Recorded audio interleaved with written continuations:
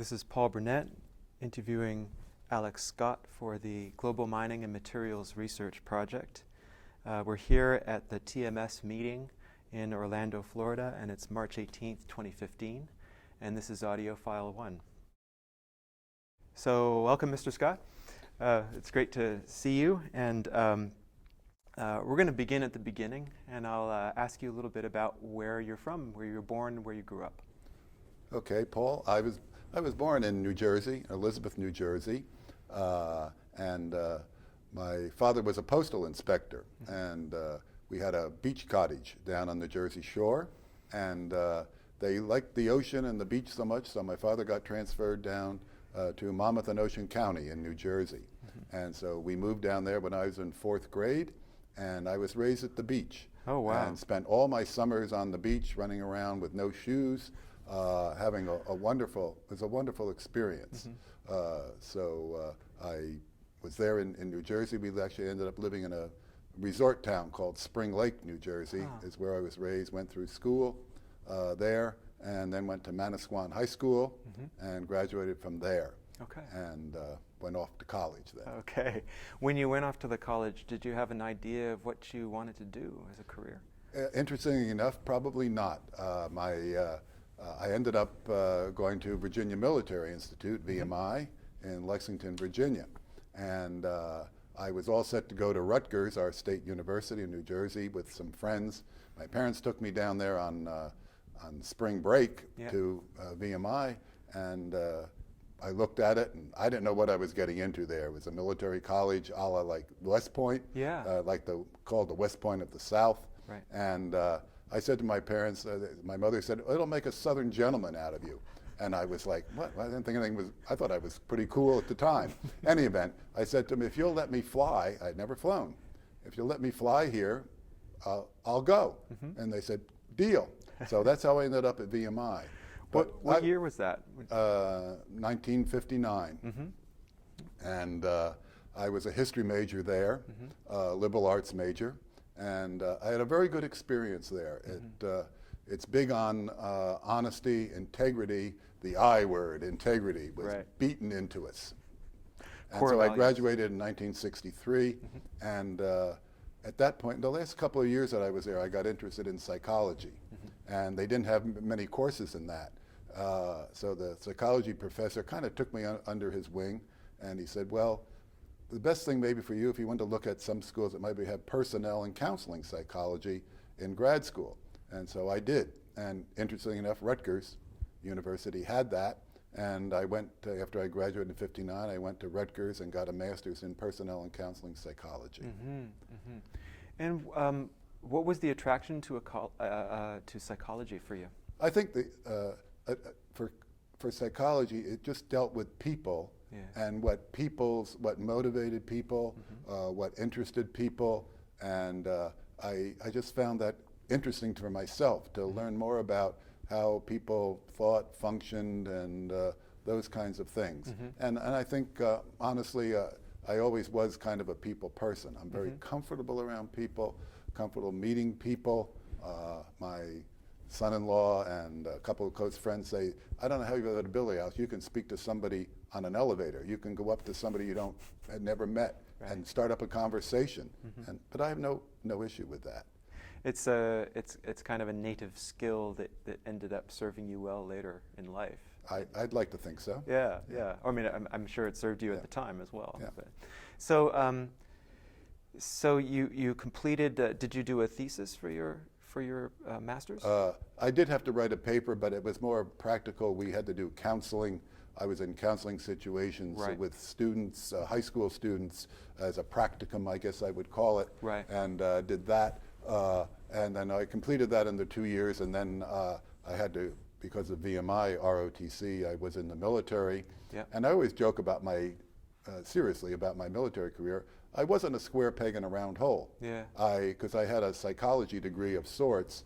I was infantry, and I spent 2 years, as I said, 1 year at Fort Gordon in civil affairs, And then, believe it or not, 1966, 67, I spent a year in Vietnam.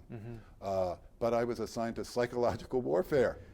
And it was very interesting. I have nothing to say, and I know a lot of people had a really hard time there. Yeah. I had a interesting and rewarding experience being able to do what I did.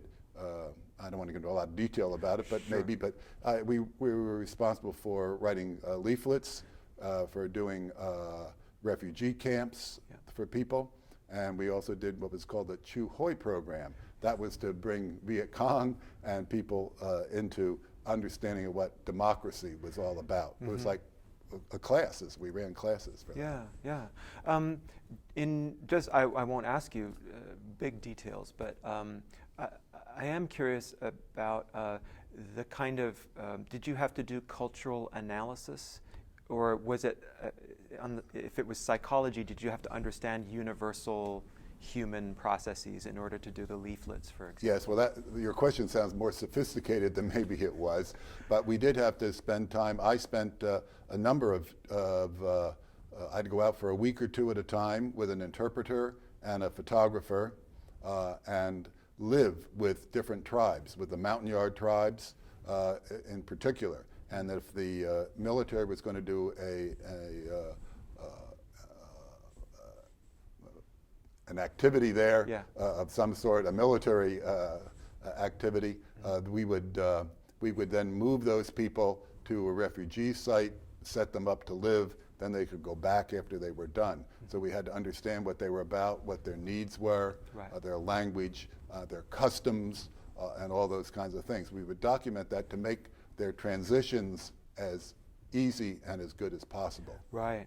So there was an important degree of accommodation. Exactly. Because these were pretty wrenching experiences to being moved. And correct. And they were people, in all candor, that were certainly not very sophisticated in education or lifestyle or anything. They lived in huts that were built up off the ground, and their livestock and chickens and pigs lived underneath, and they threw their garbage down, and that's what they ate to some degree. And it was a very different world, but beautiful. I mean, the Montagnard people and the mountains of central Vietnam are absolutely beautiful. And in terms of your team, did you work with other psychologists? Was it mostly psychologists, or was it other social sciences like anthropology or sociology? No, I can't say it wasn't quite that sophisticated. We just did, I was the only, there were two other officers that had the same type of degree that I had that did what I was doing in other parts of the country. I was stationed in Tu Corps, which is the central third of Vietnam.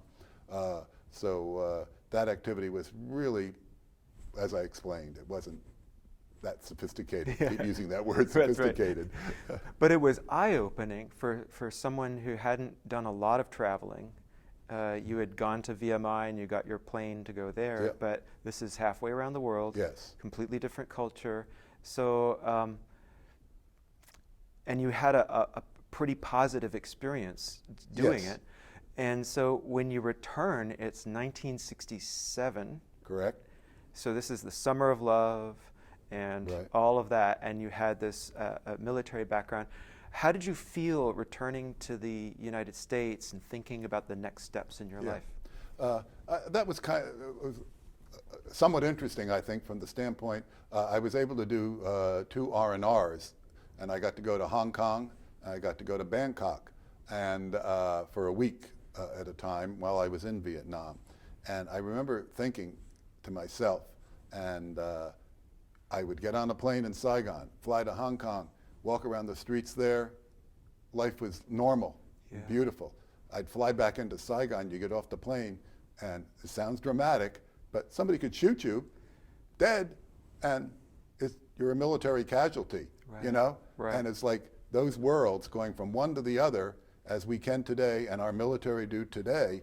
I mean, it's just, it's 2 different worlds. And adjusting to that is difficult. I did not have a difficult adjustment. When I came back in '67, it was sort of the era that I sat down and looked up the Fortune 500 companies and picked 100 of them and wrote a nice cover letter, did my resume or whatever it was, and mailed that out.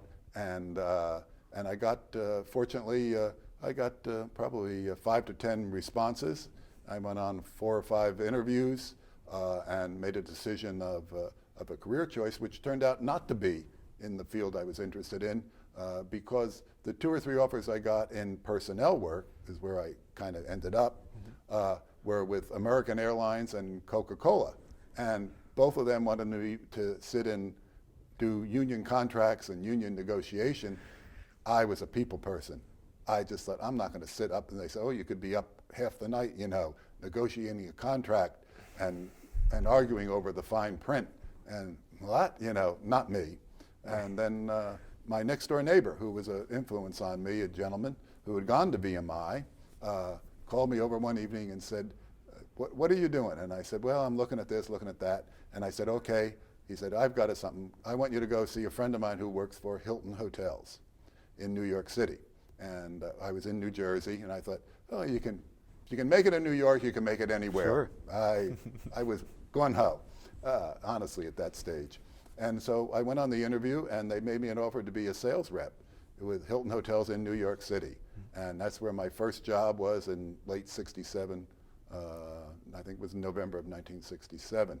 And just as working with convention groups and bringing conventions into the Hilton Hotels there. Okay. So going from, I guess, a vision of individual psychological counseling to large groups of people, large gatherings of people, where you have to organize their accommodations and all of that. So how did you adjust to that kind of career? Did you seem to have thrived in it? I think I adjusted rather easily, because I really enjoyed that, because working with people and convention groups and showing the hotel and selling the hotel in all candor came relatively easy, and I did pretty well at it, and really enjoyed that work. Yeah. And I found it reasonably rewarding, and I could see a career path there at the time, and so all that was good. And did you live in New York? Did you live in Manhattan? Yes, I couldn't afford to live in Manhattan on what I was making. I don't mind. I shouldn't say how much I made, maybe, but it was pretty meager, but enough. So I had an apartment. I was a huge baseball fan, and I got an apartment out by Shea Stadium because I loved the Mets and the National League. And I lived right across the street from Shea Stadium, an apartment, and I went to almost every home game I could possibly go to for those 3 or 4 years that I lived there. Oh, that's fantastic. So you worked with convention groups, so it's organizational skills, Yes. Organization management. Can you talk about how you then transitioned to entering this group of folks? Sure. It was a little bit strange, maybe, or a little bit lucky, or whatever you might want to call it. As I indicated, I was happy doing what I was doing, and I was a liberal arts major at BMI.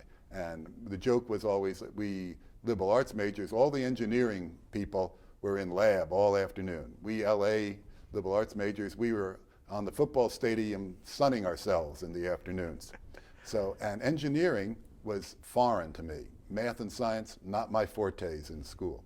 And so a gentleman for the Convention and Visitors Bureau in New York City, who I worked with, called me up and said, AIME, the American Institute of Mining, Metallurgical, and Petroleum Engineers, is looking for a meetings manager.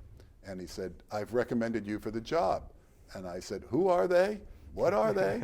And he said, and I said, I don't know anything about engineering. I wouldn't be interested in that. And he said to me, you probably don't have to know. He said, they just need a meetings manager. And their 100th anniversary is coming up in 1971. This was 1970 then. And so he said, do me a favor, go on the interview.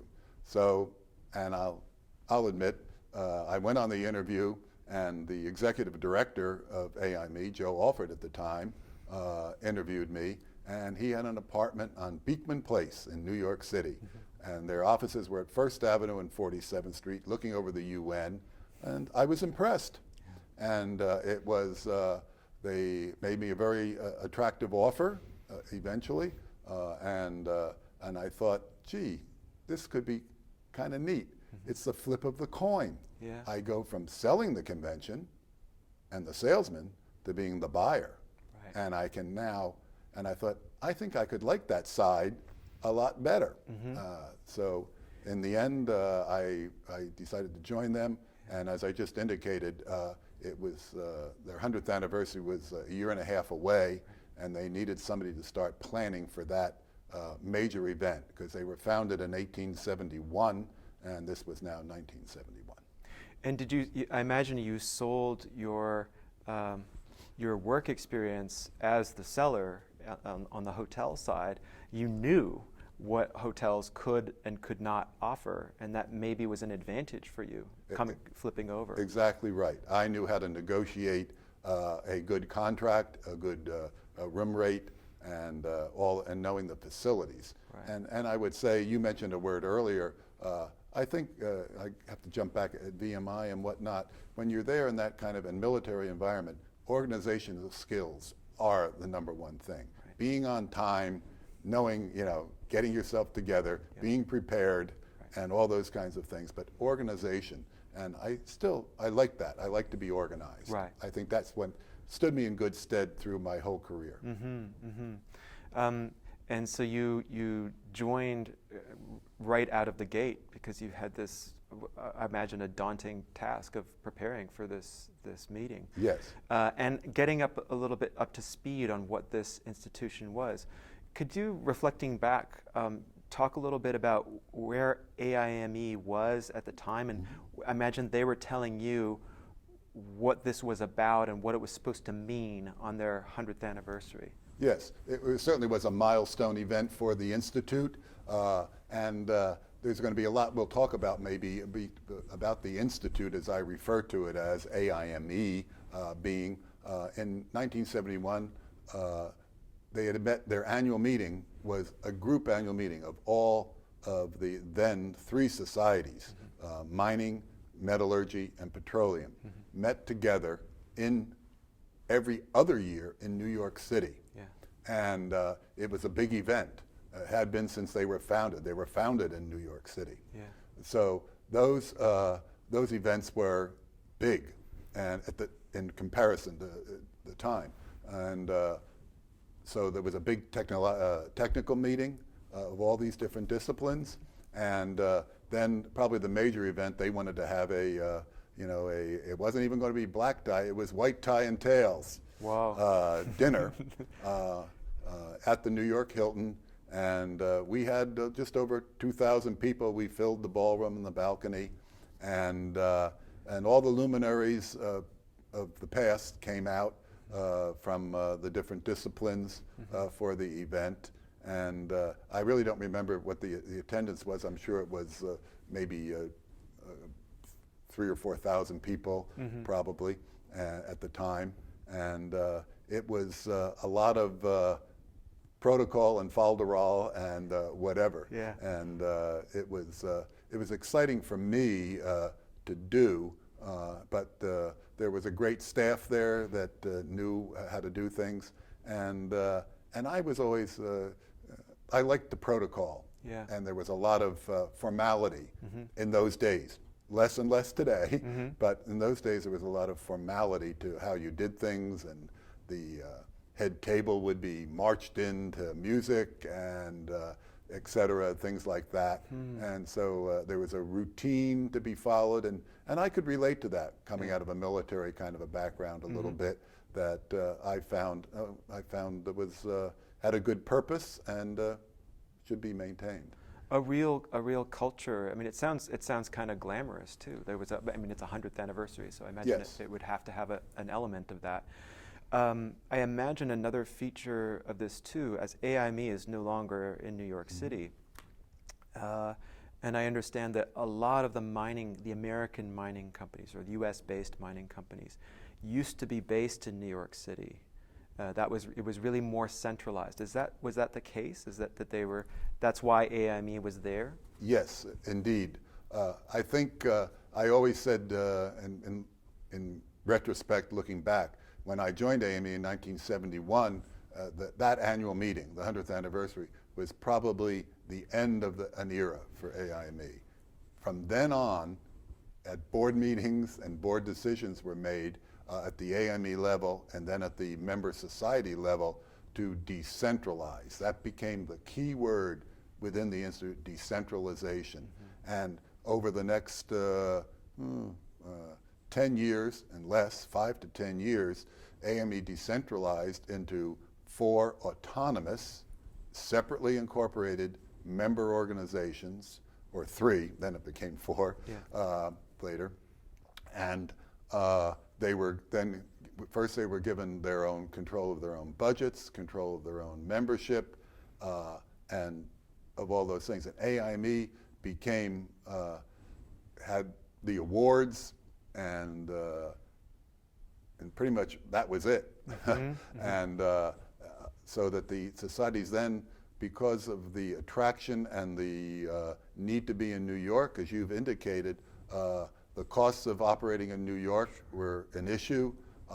The members, for whatever reasons, didn't want to come to New York for board meetings and things of that nature even. So all of the member societies relocated out of New York in the 70s. And the Mining Society ended up in Denver. The TMS and Iron and Steel Society ended up in Pittsburgh. And Petroleum had always had offices in Dallas area.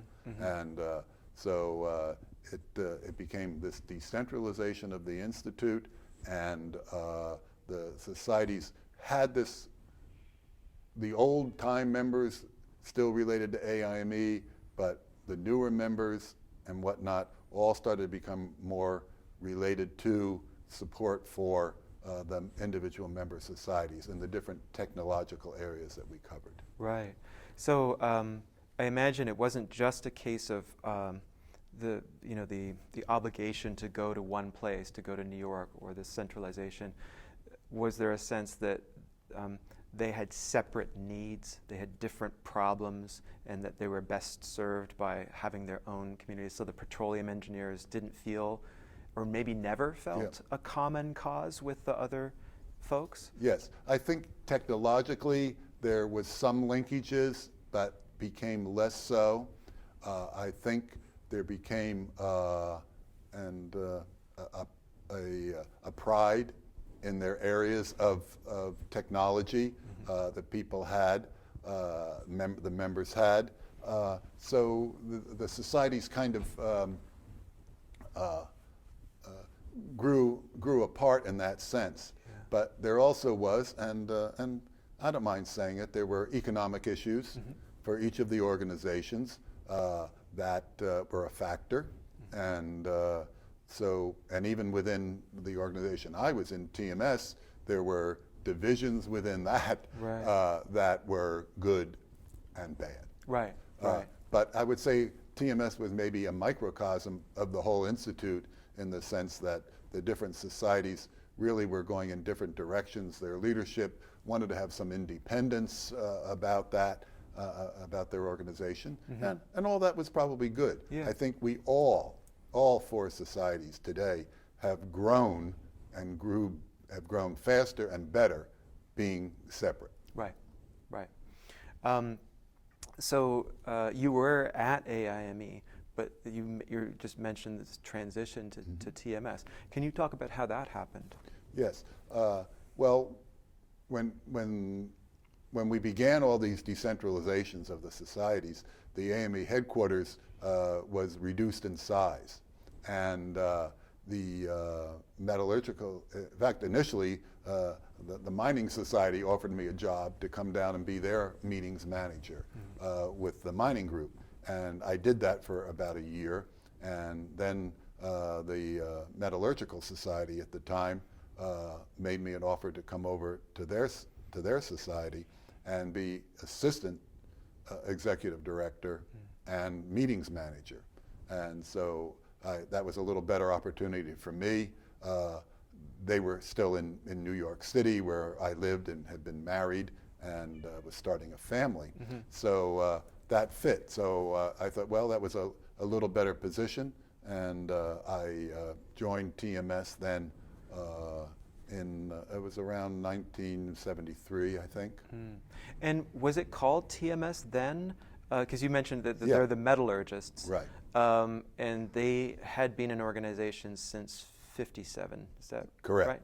Okay. They were the AIME established the societies in 1957, and it's kind of a little bit stranger, lack of a better word, cute. I mean, there was the Society of Mining Engineers, there was the Society of Petroleum Engineers, and then there was the Metallurgical Society, and they all had to have 3 initials. So they named it the Metallurgical Society, so it was TMS, SMESPE, Right. and it just fit. Right. Okay. So that's how it got the T, and everybody asked me that question for years. Well, what's the T stand for? It's the, and so on. So so that's how it evolved, and then I started with them in those capacities. But as I indicated earlier, there always was TMS at the time, I believe, if I'm remembering correctly, had 3 or 4 divisions. Even those divisions were not as compatible as they could have been. Right. And really the bigger one was the Iron and Steel Division, which that eventually, I think in 74 or 75, somewhere in there, I don't remember the exact year, became its own separate society from TMS. And some of that was because the other divisions of TMS were more academic and more research oriented, still are to this day. And the Iron and Steel Group was much more industrial. Yeah. And there wasn't the compatibility in what they met and what they talked about at meetings technologically. And the Iron and Steel Group was very defined, more narrowly defined. And I always like to say that TMS was everything from A to Z, aluminum to zinc, and extremely diversified. Right. And that's a weakness and a great strength. And I think it's a weakness in how you run and organize the organization, Right. but it's a strength in good times and bad times when, now, honestly, the Petroleum Society has done extremely well. The Mining Society has had some ups and downs, but done well. Iron and Steel Society has done well overall, AIST now. But when there's a down market in steel, they hurt a little bit with revenue and membership. Where with TMS, if copper was up or some of the extractive industries were down, and then we got involved with some of the new high-tech materials that came into being, it really made a difference in that the society could then sustain some of those little ups and downs better than some of the others could. So in the end, that's how the whole 4 societies kind of evolved into being. And as I said earlier, the move out of New York became more economic driven and image driven. Yeah, and in TMS, was it just a 1M because they added M's, or was it M's from the beginning? No, it was 19, I think 89. Pretty sure that's it. That we became the Minerals, Metals, and Materials Society. Again, that was to accommodate different groups within the organization. That the minerals was to be the more extractive side that related to the Mining Society. And the metals was some of the more functional metal areas, if you call, and then the materials side of it was where the society saw potential growth. Right. And materials became, and I'm going to use the expression probably a few times. If I jump ahead, I'm sorry. That's okay. We kind of TMS mirrored different things within the profession and within the industry. The materials advent in the name, I think, kind of mirrored what was happening at universities. Metallurgical engineering departments are becoming materials science and engineering departments. And they kind of led the way. Yeah. And because we have a high percent of professors and academicians in TMS, they wanted that to be recognized in their professional society's name. Right. So it just was obvious. And it wasn't without some pain and some study and some whatever, but the name was changed, and it's kind of like blah, blah, blah. But and people still stumble over it a little bit. Yeah. But I think it makes sense. It does. And it probably has stood the society. It probably has stood up well in it being able to grow and evolve the way it has. And it's probably no coincidence that it's 1973 that you're joining the TMS, and there's this recognition of this need for decentralization. And this is also a time of crisis in the U.S. and global economy. I imagine that played into it. There's a bit of a down market in a number of the industries, and that affected the relative fortunes of the societies as they went through the 1970s a little bit. Yes, I would say, and my recollections are the 70s were certainly at tougher times for the organization. I've already said we went through a relocation from New York City to Pittsburgh. We were going through a change in our name. We were going through changes in our whole divisional structure. I mean, TMS had, I'm trying to think of, I should be able to think of a good psychological term for this. We had sort of well, we didn't know whether we went through a period where we had multiple divisions, then we decided we want to be this homogeneous organization, and the divisions were a problem. We got rid of the divisions. We're just one organization with 35 to 40 technical committees, wow. With no structure that they related to a division structure as we had. Like they were like mini societies.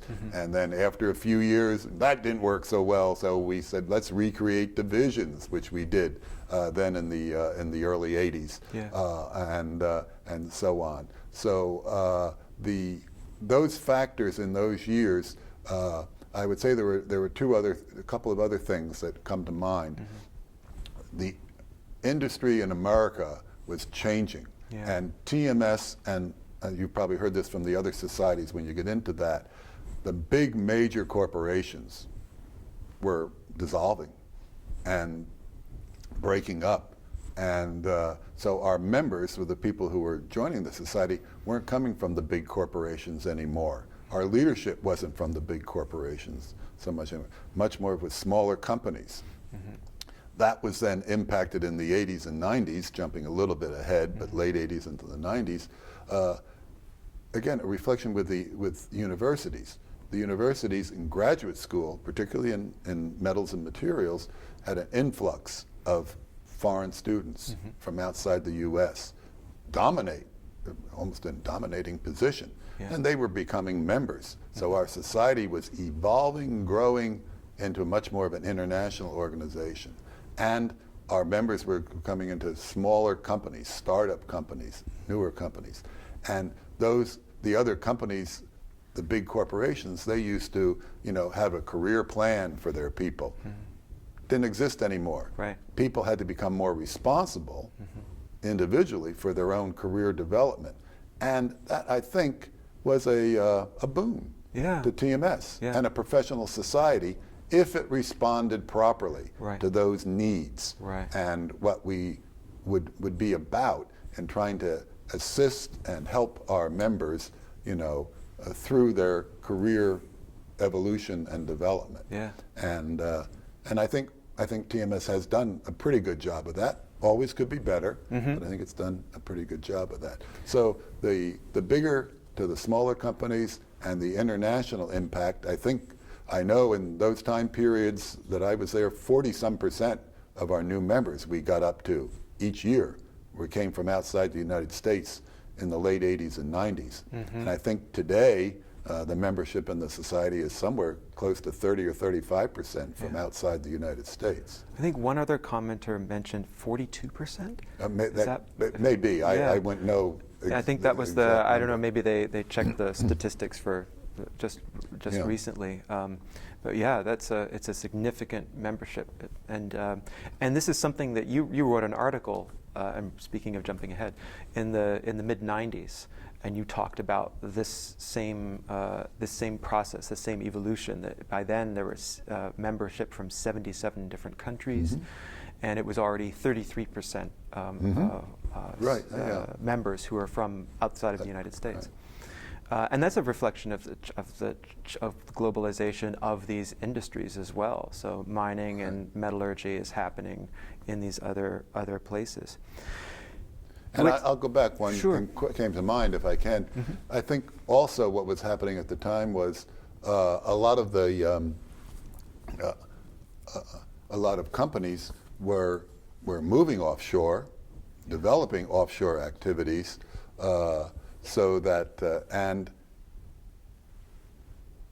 at the same time, a lot of the other more developed countries, Europe, Asia in particular, were becoming much more competitive with the United States in their research and development.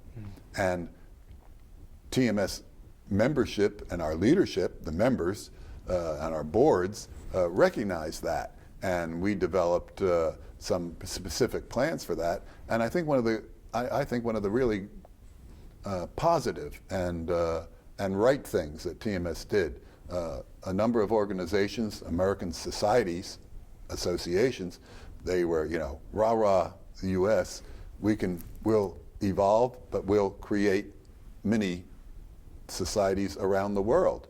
Fine, that's your decision, and you can do it, good. TMS made a very serious and I want to use the words more calculated decision. We weren't going to do that. We were going to build a cooperative relationship with our counterpart societies around the world. And that was kind of unique for me in the job that I had, and some of our leaders, and a gentleman we'll come back to, Keith Primacombe, coming to mind now. Yeah, sure. He was very enthused and a leader in getting us to become more internationally involved. So I got to travel with various society presidents and build cooperative relationships, as was evidenced, I think, last night at our dinner we just had here. There were 8 or 10 at least counterpart societies that were in attendance, and they come to our meeting and we meet and we decide to do joint conferences and joint activities with them. And it's really been a win-win for both of our societies. And we have now exchanged student individuals that go and lecture with Japan, the Japanese societies, and a couple of others. Yeah. So that I think is another part of the impacts and the trends that were happening in those times that really were quite impactful on TMS. And it's with all of the confusion socially and economically and politically in the 1970s, it must have been, in retrospect, that's what happened. But do you recall a point when it occurred to people that things were changing in the world and that TMS needed to react? Or was it an ongoing process of adaptation? Yeah, I can't say off the top of my head I could pinpoint. It was a little more evolutionary, probably, for us. I think one of the issues that's we're prideful in saying we're a member-run organization, not staff-managed, staff-run. And the decisions of the members they make the decisions and the staff implements. And I will go back. It was later than that, honestly, but it was sort of maybe done more informally with strategic planning. It was much more informal in those times you're just referring to. It came later where we really recognized the need for that and how we would guide and direct the future of our organization. But it was more. But it just evolved with everything. And I think one of the things that maybe helped us. It's maybe not quite on point, but because the big corporations were dissolving and things were moving offshore, our membership, and particularly the leadership of the society, got younger and younger. And people like my age, the 60, well, I'm older than that, the 60-some-year-old CEOs that used to be on our board of directors, and the only ones when I first started, weren't there anymore. And we were getting, 50-year-olds and 40-year-olds. Right. And those individuals, because of that, I think their world was different in where they worked and where their careers were and where the technology was. So I think that maybe helped TMS in the sense that we were already there. Right. And we weren't having to, that wasn't going to come and surprise us, 5 years from now. Right. We were living it through our leadership and through our membership that was having that experience. There was a generational shift in Exactly. the 1970s. Well put. Yeah. It definitely was a generational shift, and it's continued to this day, Yeah. in my opinion. Yeah. When I sit here now and look at our board of directors, and even looking at some of the award recipients last night, I was saying, oh, now I know I'm older. They look really young to me, and they are. And this is, I think, a really good thing.